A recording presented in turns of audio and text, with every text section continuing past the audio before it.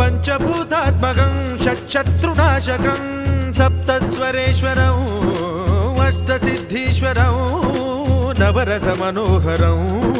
दशदिशासु विमलम् एकादशोज्ज्वलं मेकनाथेश्वरं प्रस्तुतिवशङ्करं प्रणतजनकिङ्करं दुर्जनभयङ्करं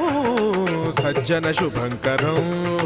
प्राणिभवतारकं प्रकृतिहितकारकं भुवनभव्यभवनायकं भाग्यात्मकं रक्षकं ईशं सुरेशं ऋषेशं परेशं नटेशं गौरीशं गणेशं भूतेशं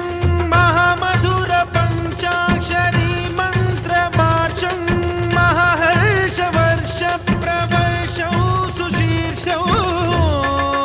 नमो हराय च स्मरहराय च पुरहराय च रुद्राय च भद्राय च इन्द्राय च